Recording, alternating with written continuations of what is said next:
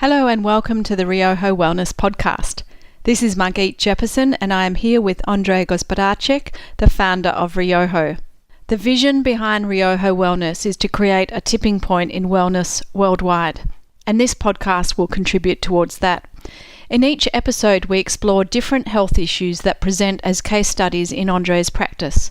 They range from everyday common health problems through to extremely serious health issues and illnesses. We explore body parts and how they respond to nutrition and environment, and we work on inspiring people to change their life for good through an everyday wellness focus. Rioho is a wellness modality that is unique because it focuses on healing and wellness through basic food and exercises that maneuver the body back to a state of balanced health. People literally jump out of their skin with energy and vitality when they follow Rioho. And it's an incredible turnaround for many who have had low energy for years through to people who have had complex health issues that don't seem to budge. The podcast is an interview format and ranges from 20 to 60 minutes. And if you'd like more of an introduction on Andrei, please see the 3-minute introduction in the first podcast on the homepage. And at the end, I'll be here to give you a little bit more information. So without further ado, let's get into this episode. What I want to ask you today is very topical because it's a change of seasons. I want to talk to you about why your work focuses on seasons and what's significant about autumn, and then what is significant about autumn and backs and back pain. I will prompt you at various stages for more information, but that's the topic that I would like to discuss. So maybe start off with why is a season so significant, and then why is autumn so significant? Yeah, autumn and winter. Winter is more significant for back pain, but autumn does have an impact. It just happened where I started treating people for their problems. All my training was to further myself as a human being, to understand or experience and own the process of self-development rather than information, so that I could grow as a human. It was a deep urge in me, and then of course later on people came and just asked me why I could do the things I could do with people's bad backs and bad necks, and these people just kept on coming to see me, and then they wanted training based on the shiatsu principles and understanding how the body operates energetically, and using the tools of your hands to touch people and find which bits are not working on them, so you could feel where their problems are rather than go on their symptoms. You could feel the balance or imbalance in their bodies, and that would work as a fantastic diagnostic tool, and people wanted to know how to do that. Part of that education process for them was me taking them away and making them healthy enough to be able to do it. So early on, I found that people couldn't do what I was doing because they weren't healthy enough. They were distracted, they were unstable, and you had to be centered. You had to be calm. You had to be able to use your hands and knees and legs and backs. And so they couldn't squat, they couldn't move, they would lose focus, they didn't have the energy of stability. And so I would take them away during summer and use that season as an educational tool. So they would come in summer on a summer retreat and learn all about the summer organs, because different systems are working at different times. So in winter, there's a certain set of organs that operate more efficiently and are less needed in summer. So the heart attacks, most people have heart attacks in summer. Most people catch colds and flus in the season change between summer and winter, of course, in autumn, or they have problems like flu and types of problems associated with discharge and infection in spring. So they would have maybe allergy problems or colds and flus in spring. So that's an example of the body trying to adjust from one season to the next. We can talk about people getting cold and people getting hot. That's part of it. but there's a lot more involved than that. But I mean, on the simplest level, it's people, of course, living in a colder climate function differently to people living in a hotter climate. They function differently because different organs are needed, and they're different organ systems, and we categorize those different organ systems in different areas. So the bones and the nervous system and things like the lower back demanded more of and operate on a higher level in winter. The spine stability, contraction, and the types of foods that go with the organs that operate more efficiently and more demanded of in winter, and the foods that go to feed that are of course more all connected in wintertime. So you've got seeds and grains and salt and richer foods and more savory foods in winter, and you have lighter, sweeter foods in summer. Now, some people are connected to the summer seasons more. In other words, they have weaker backs and they have lower mineral levels. And so they move to somewhere like Queensland in Australia or Florida in America, where they're more comfortable because there's less demand on their spine and on their nervous system. So they can pick a permanent summer environment.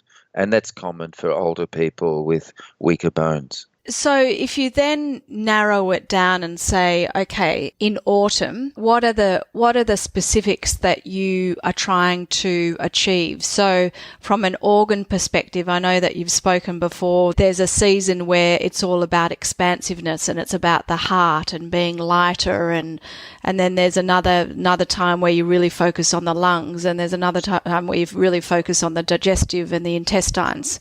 So what happens specifically to someone during autumn? In the autumn season, it's quite a dramatic season. The autumn season, it's very windy and it's very changeable, and temperatures start to drop, and it's a time of elimination. Now, every culture in the past has had some kind of ritual, festival, celebration, cultural process that attuned you or made you realize or recognize or adjust to the changing season. So you would have certain foods or types of food that you would use to celebrate that season, but it was more to do with changing to that kind of eating.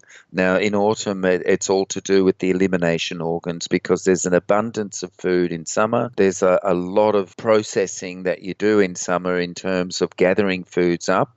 And then in autumn, things tend to die away. And that's the breaking down of foods and the drying of foods and also the storage of food. So we take the abundance of the summer foods and we take them into the autumn season and prepare them, process them, store them for the long winter ahead, or the changing those foods so that they're more suitable to the autumn season.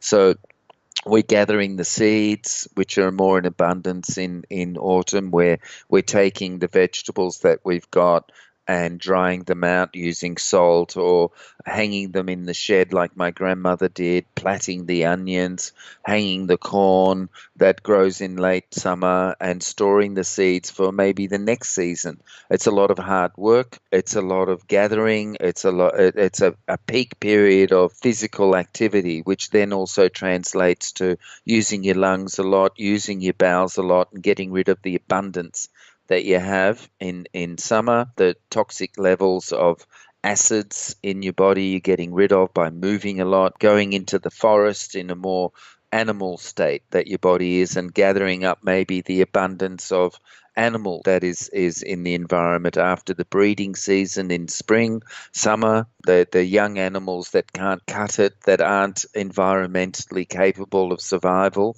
or some of the older animals start to die in this colder climate or get kicked out of the herd is a normal thing. And so it's easier to catch the young bull, it's easier to catch the older animal, and it's easier to catch the stupid ones.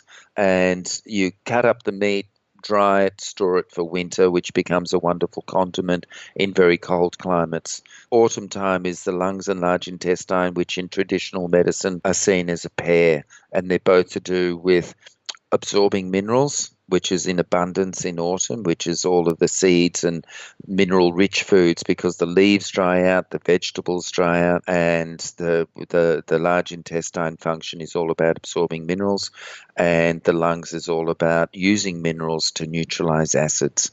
It also uses oxygen to activate the minerals within the blood, in using the iron, the hemoglobin in the blood, and using calcium to neutralize the upper body acids, which is the dangerous ones, to get rid of the acids that can affect our heart and our brain and our emotions.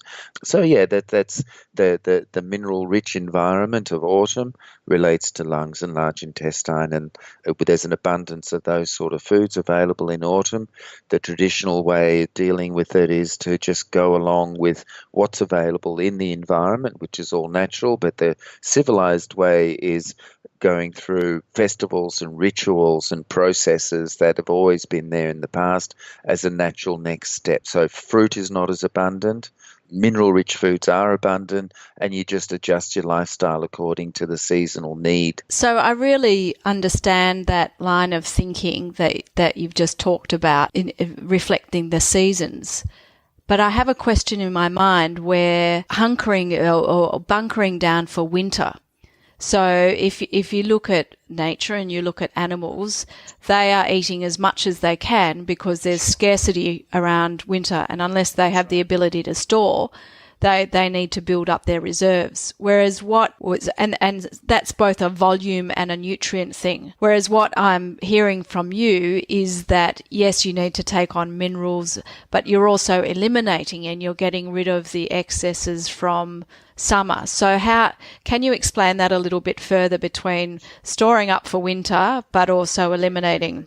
So some foods are much more appropriate. Some foods work so much better in summer and in a hotter climate than they do in a cold climate and in a winter season. So the body needs to discharge, get rid of that kind of excess or indulgence. And so for the vast majority in our society that has lost all of this understanding, has no ability to adjust from season to season. We just use our air conditioning and heating and environments, but our bodies still go through that process. And so the vast majority of us without vaccination all catch very big colds and flus and even pneumonia as the body tries to adjust from one season to the next. Vaccination is a reasonable thing in certain environments and in certain conditions, but for the vast majority of us, it's something to be avoided because your body needs to adjust from season to season. Maybe the world now is going to live hermetically sealed, and people are living with air conditioning and totally unnatural environments, and they don't need to adjust from season to season. But we've all discovered and this may be another problem to come and solve for the modern thinking, but we've all found that people become very immune deficient. In other words, they have no ability to adjust. And so they're saying children shouldn't be separated from a natural environment, so they have some kind of antibodies, so they have some kind of immune response. And it's the same with the seasonal change, where you will not develop a good lymphatic system, you will not develop a good, strong nervous system because you don't go through any kind of adjustment process. If you immunize people against season changes, there is a simple thing the body does when it's in danger and it's changing from summer to winter. It's eliminating the foods that we've overeaten. It's eliminating the nutrients that are inappropriate for the winter season, and we see them as a natural thing within the Ryoho thinking that you need to get that out of you, that it's coming out of your eyes, it's coming out of your nose, you're getting infection in the lungs, you're getting a fever, because your body needs to adjust to the next season and you've way overindulged. And it's almost an emergency response, that level of illness. We shouldn't feel it that big. We shouldn't have colds and flus and fevers like that, but it's your way of adjusting. It's the natural human body way of adjusting from season to season, and it needs to get rid of those sorts of substances that you've overindulged in, like fruit and juices, sweet things, wine, sugar-rich foods, whether they're natural or unnatural. We need the absolute other end spectrum of nutrition to be dominant, and the absolute other end of the spectrum is mineral-rich foods, which now nature is providing in abundance.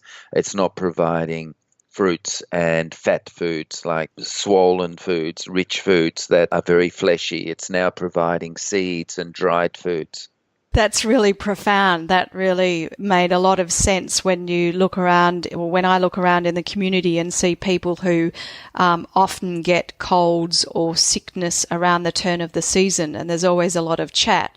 Wow, it must be change of season because everybody's getting sick or in the community. But the progression from that is to say, well, the body is trying to prepare itself for the next season, and it's a natural function, and it's actually a good function that's happening.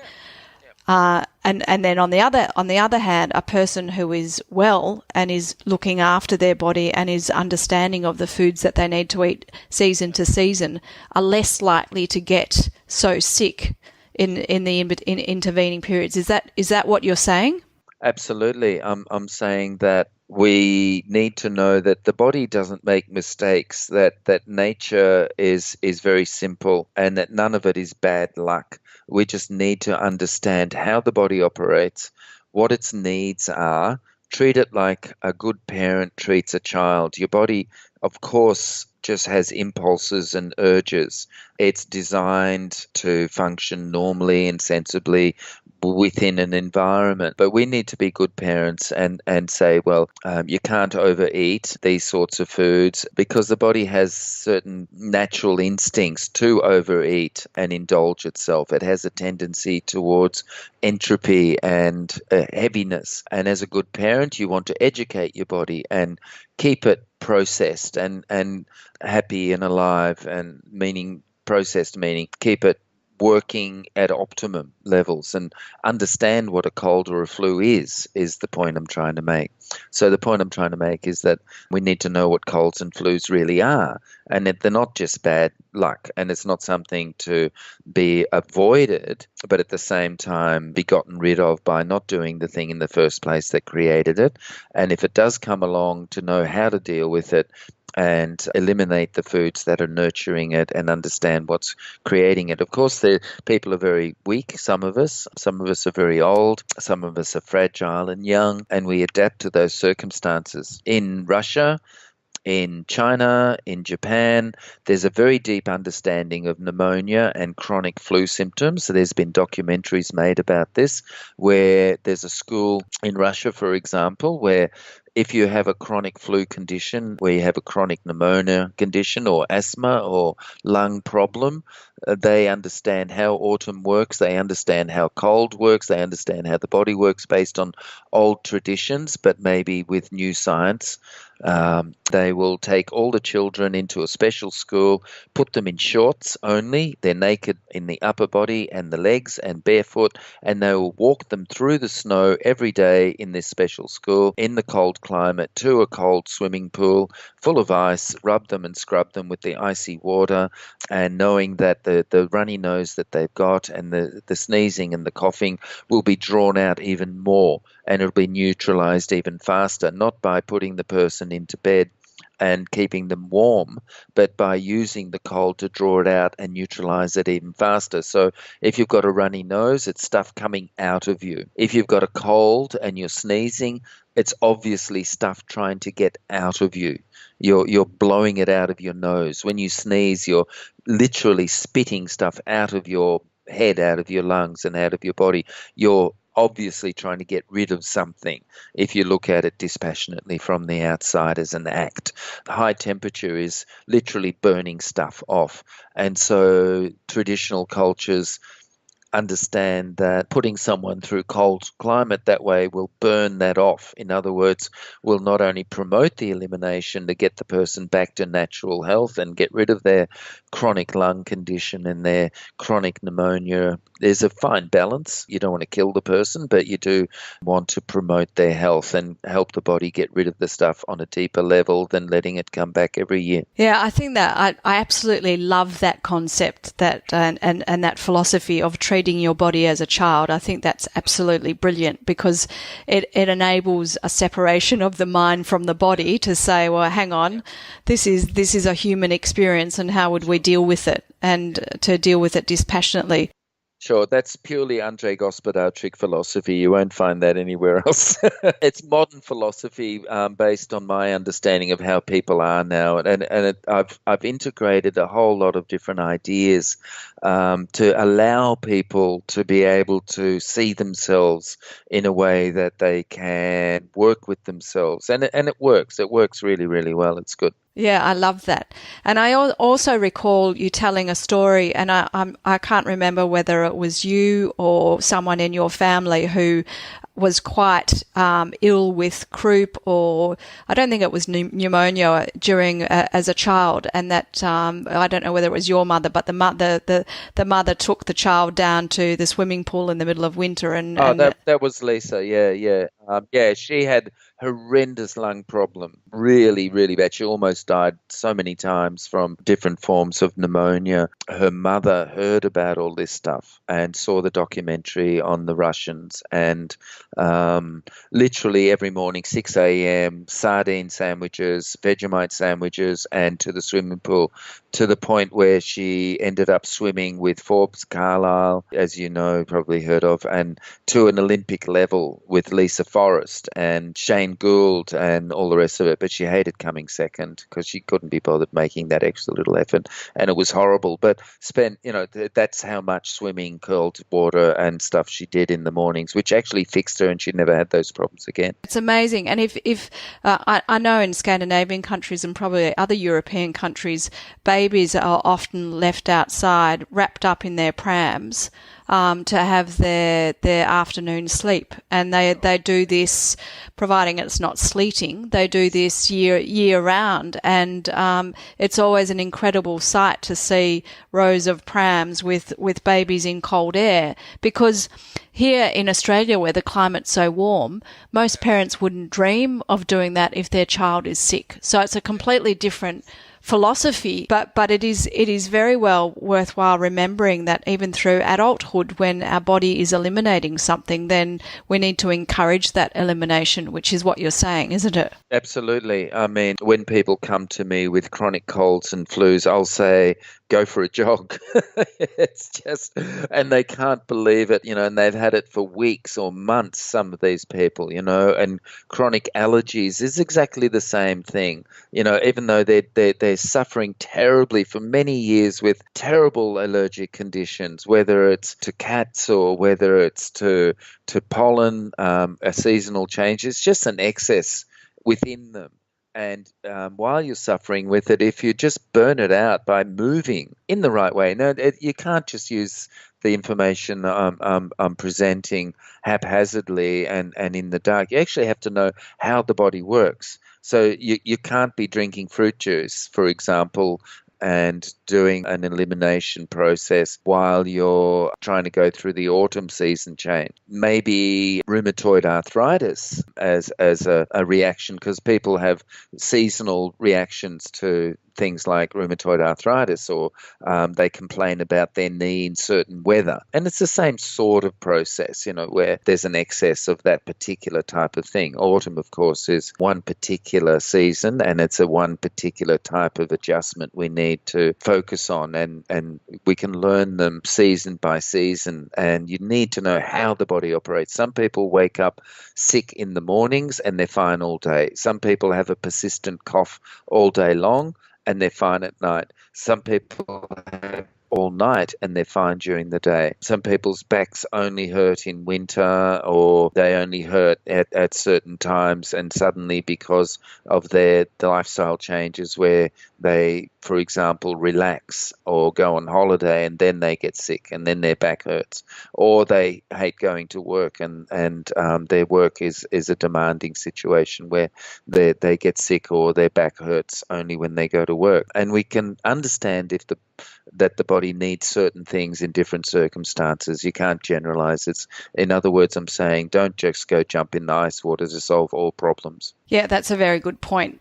I think very, very well made before we all go off and jump in ice cold water. So touching on what you just said about the harvest foods then, in autumn there's an abundance of things like pumpkin and but there's also an abundance of things like walnuts and apples and all those late summer, autumn foods. Can you comment on which ones are going to be maximising the nutrient profile? So which foods specifically should people be looking out for and eating, and which foods should people not be eating even though they are presenting in the autumn cycle? Generalizing is a little bit dangerous, but there are very simple ideas like yin and yang and the 5-element theories that have been around within every single culture in some form, because that's how the body works. And those elements, understanding that we change from having a fiery type element in summer, a watery or cooler type element in winter, and there's a transition phase, which is autumn, which is much more based on the mineral-rich foods that will nurture you into the winter phase. In other words, you're nurturing your bones and your nervous system. And there's a whole category of understanding that there's certain foods in that understanding that fit into a very particular category of mineral-rich foods. So in autumn, the literally nature is raining down seeds for us. So all the seeds, whether it's almonds, or which are incredibly high in iron, whether it's sesame seeds, which are greatest abundance of calcium. And we can use this sort of dialogue of calcium and iron, the modern sort of way of looking at foods in terms of nutrition, but it's not something people relate to in their hearts. It's something that they have to have an intellectual understanding of, and not everyone does. These are terminologies that have been presented to us through understanding things through a microscope, and they're useful information. Nature still just provides these things whether we understand calcium or iron or not. It's simple to know that as the weather gets colder, you eat foods that are more nurturing for a colder climate. So in autumn, cooking is important also. So you cook the foods to get the more minerals out of them. Very light cooking in summer, much more heavy cooking in autumn. Use pressure cooking, use baking methods, and they bring the minerals out a little bit more. In other words, cook the foods more to burn the acids off. There's not every part of every vegetable and every type of grain and every type of food that you eat is necessary. In other words, cooking foods burns off certain elements. So if you take an apple, which you would normally eat raw or steamed a little bit or boiled a little bit and made into a pie, and in great abundance in summer, you would take an apple in autumn and you would bake it for a very long time with salt so that you adjust it into a state of being much more mineral rich for you. And it's the same with things like carrots and grains. You'd cook them for a longer time and using techniques that bring the minerals out more. But more importantly, you're eliminating or getting rid of certain enzymes, certain vitamins, and certain parts of the vegetable or the grain or the animal product that are not so useful in autumn. So the cooking techniques change the food to make it more mineral rich. One of those techniques is pickling, where the vegetable is changed or the grain is changed or the animal product is changed through pickling. So we can take fruit even and pickle it with salt, and making choices based on not only what sort of food, but also its preparation. So cutting them, for example, not julienne, not little strips anymore. You don't want to eat foods in autumn that you cut into little fine strips. You want to eat casseroles and not so much corn, polenta type foods shifting away from the from the summer type grains to maybe wheat, which is harvested at the end of summer, rather than corn, which is harvested in the middle or the beginning of summer. And so you're looking at buckwheat maybe, or barley, or wheat, or rice as your preferred grain, which are much richer in minerals. And there's grades there, of course. Not all of them can be lumped together, but there's a tendency towards more warming foods like barley or buckwheat or wheat, much more mineral-rich type foods. So the vegetables growing in autumn are coniferous. The ones that feed the lungs look like the lungs. The vegetables that grow downwards are going to feed the large intestine because their energy is downwards, and the energy and the functioning of the large intestine is downwards. So carrots sit in the ground and long white radish sits in the ground. Their whole consciousness, their whole state of being, their whole concept of existence is to push downwards. And they sit in the ground thinking down, down, down, down, down all day long. And they have these little tiny bits of green stuff sticking out of the top to gather enough energy to be able to go down and push into the ground. When you eat a carrot, you're eating downward energy, which nurtures the bowel. Now, you can take that carrot and blend it, and you can take that carrot and analyze it on a slat, and you will come up with the same answers with modern nutritional thinking. You will see that it's rich in fiber and it's rich in all the food nutrients that will support the bowels. But the simple way of looking at it, and it's not necessary to know about fibers and all these things. I mean, they're helpful in some circles, but as a normal human being, you just know that carrots and parsnips, for example, and long white radishes, food that pushes down into the ground, and foods that are tighter, foods that are more contracted are going to nurture you more in the trend towards a colder climate. And the simple idea that everyone is presenting now as a solution to the world's problems in many different ways is eat what is seasonally available, and you can't go wrong. And that's what I'm trying to present to you. Yes, there's deeper understanding about eating foods in autumn because of your large intestinal, but it all ends up very, very simple. If we just eat what's seasonal, you can't go wrong. There's certain leafy greens which are tougher in autumn than they are in summer, or maybe it's the same leafy green which is now drier and more fibrous and less appealing to eat unless you cook it for a longer time. And so nature just provides immediately the normal thing. It provides sunlight, it provides air, it provides water, and it provides the foods that we need to adjust to all of those different things. And all we have to do is accept it. And it's ridiculous to import tomatoes from Spain when you're living in America. It's silly and it's unseasonal. And the great idea coming out now is solve all our energetic problems, solve all of our work problems in the world, meaning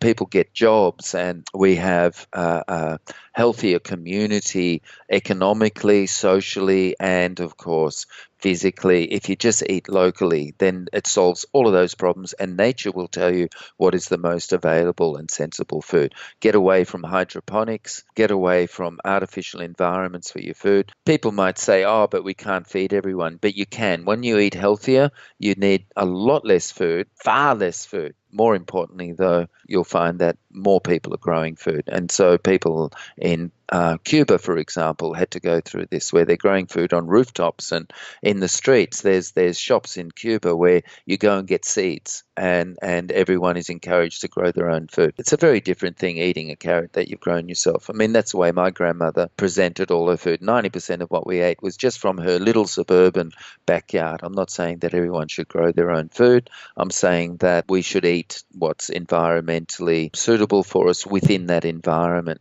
So if you're living on the beach in Bondi, that's a very different environment to living in the Blue Mountains in New South Wales in Australia, higher up where it snows occasionally. If you're living in Colorado, it's a very, very different environment to living in Florida or California. And with you shouldn't be sharing normal, there's treats. Of course, I mean, we get fish from California and things, but it's not your everyday food, and it's not your foods that you would eat to stay well and stay healthy. It's foods that you would eat as a treat and as a fun thing, because they are more expensive, because of the effort it takes and the energy it takes to transport something from California to Colorado. So hopefully that's a clear answer. That's really amazing. So I'm getting that if you have the space and the energy and capacity to have your own veggie garden, that's brilliant because you can follow the seasons.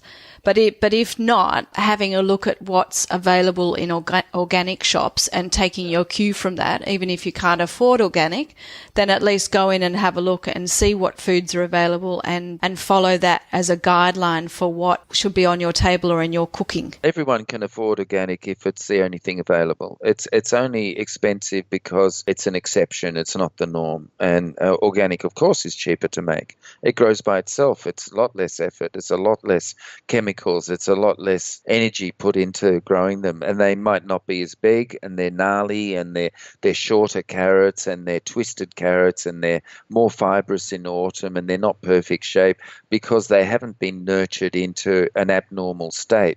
But you'll get 10 times more nutrient out of one twisted, gnarly, ugly carrot than you will out of 10 artificial carrots covered in kerosene and nurtured with chemicals.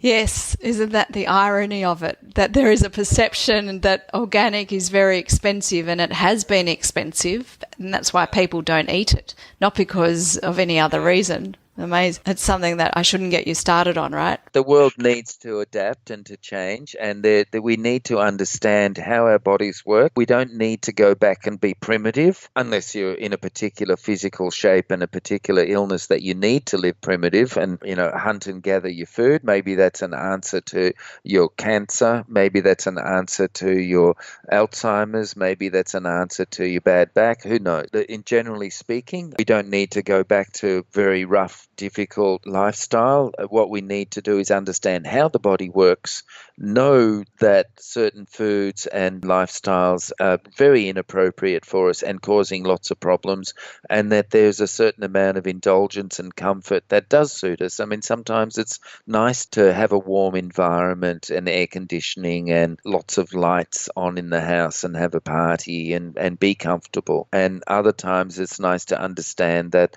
it's actually making us sick living that way. And for some of us, maybe that needs to change, and we get our immune system going again and fix our chronic neck and shoulder problems because our intestines don't work, which might be a difficult statement for someone to. It's understanding. It's not going back to just everyone working like my grandmother in the garden. Maybe some of us make furniture and we swap.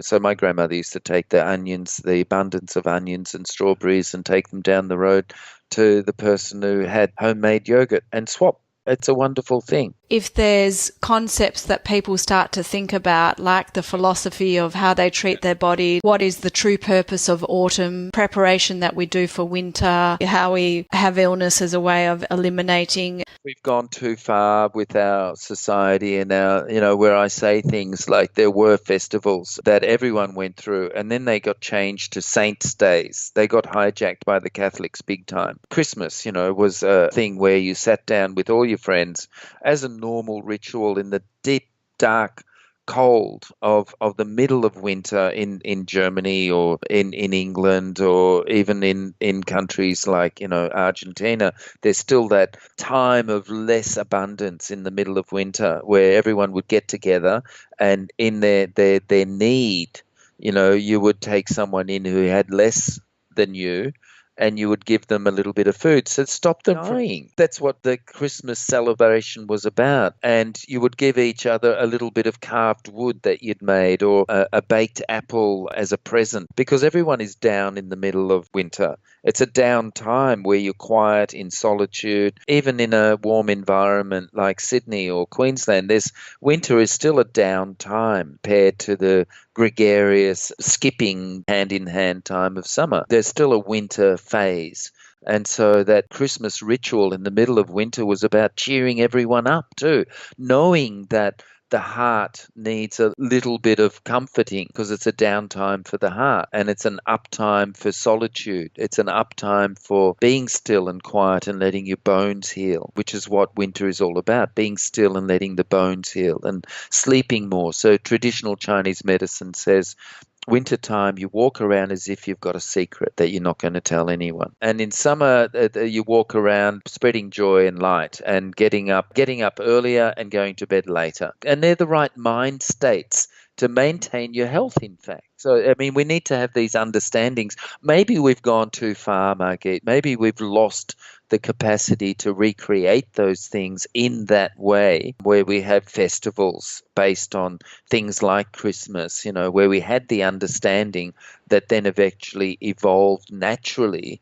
Or maybe it came the other way around. Maybe we just naturally all gathered in different people's houses and huddled together for warmth and shared the last little bit of food, and that's where Christmas started. Yeah, so to regroup on the whole season of autumn, what are 3 things that you can tell our listeners to focus on as they come out of summer into autumn, but also to sustain themselves through to the winter season? We have the beginning of autumn, and it gets slowly cooler and cooler and windier, and then we get used to that. We regret the loss of summer, and we get used to this cooling down, and we even kind of forget by the end of autumn how warm it was. And that's a natural progression towards winter. There's 3 things that you should focus on to enjoy that progression. The first thing is to enjoy the foods and help ourselves on that physical journey. Buy things that are seasonal. Learn to cook a little bit more towards longer cooking methods. If it's still warm, that's okay, but you'll notice that things change during the season. Things are not so available now that were in summer available. Ask your local grocer what's more available. They'll know, especially the little vegetable shops. It's really good. And part of that is also being more active. Just start to walk. Go for little walks in the early morning. And as autumn progresses, be more and more active. The time of autumn is contraction. We need to contract. We need to eat foods that are contractive. We need to be more contracted. That's what is heading towards autumn. The minerals are building in your body for your spine development. So on the physical level, that's what we need to do. Then your body will slowly adapt to the changing of the season. The opportunity that a season change creates is the opportunity to accomplish something. It's just the same way that during the day with the sunlight, it's easier to accomplish the things of the day. You can see where you're going. You want to do things. You get out there in the daylight. It's safer. It's better. And at nighttime, the accomplishment is to relax and review and enjoy the company of your loved ones and rest and sleep. That's what the opportunity of the nighttime is. And it's the same with autumn. It provides an opportunity for you to heal the organs that relate to that seasonal shift, and being more active, eating more fibrous foods. That's the right way to go. Now, if you don't know what to do, if you're a little bit lost with all of that, just add a lot of grains to your diet. Maybe 60% of your diet should be whole grain. If you're celiac, there's plenty of grains out there that have no gluten or very little. If you're gluten intolerant, it's probably because you're having too much sugar and fructose. If you're celiac, that's not the case. We need to rebuild your intestinal villi. But it's important to slowly adjust to autumn, and one way you can do that is adding a lot of fibre to your diet. Everyone knows that there's a lot of fibre in grains. Chew your foods properly and start to avoid the summer foods. Don't regret the loss of them. The next thing is to not mind making choices. Getting rid of things is a really good thing to do in autumn. There's a lot of abundance in summer that happens, and it's time to pack things away in autumn. Start to put away the clothes of summer, start to put away the tools of summer, the toys of summer, the bathing gear maybe, or the blow-up things that you put in the pool, the clothes too. And the same with the different kinds of things that don't suit you, people, thoughts, actions, habits. Maybe going out a lot is a good thing in summer and maybe less in autumn. Make a choice to not go out as much. Make choices. If you make choices, then what happens is that you lose the ability to have a choice. What happens is that by choosing something, you have now put yourself in a position where you can't make another choice. You've chosen something. It's what the intestines and the lungs do. They allow you to let go of things by making a choice. Your intestines choose things for you. That's the function of the intestine. The function of the intestine is to be able to say, we need this for our lifestyle, and we need to let this go for our lifestyle. It's a good way to think about autumn, letting things go and making choices. Start to make choices. So maybe choose to not smoke anymore. Maybe choose to not drink alcohol anymore. Maybe choose to not have that little thing that's been bothering you, those little treats. Maybe for a week. You only need a week or 2 weeks to really let go of things. There's a lot of people leading a healthy lifestyle, but they're still having that little bit of chocolate every second day or every third day or once a week. It's that little bit is just keeping the problem there. In other words, it keeps that bacteria there. It allows that particular type of bacteria to stay there. The large bowel has the largest population of any ecosystem. We have to have natural foods to support it. And then you can promote that functioning of the bowel function, of the large intestine function, of the lungs function by helping it with the idea of what that is, which is make choices. Throw some things away. Try not to fight, but just make a choice and don't regret. Regret is holding on to something that you've let go. You let go of it for a reason. You let go of alcohol because it wasn't suiting you anymore. Don't regret that choice. It's a good choice. And you can try it for 2 or 3 weeks and see, and then have some and see whether that choice was a good choice or not. You'll see that it was a good choice, but it needs 2 or 3 weeks or just the whole of autumn. Make a choice. In other words, you're promoting the idea behind the whole autumn function, which is letting things die, moving on. And the third thing is to allow your breath to hold you up. The simple process of breathing is an extremely important thing.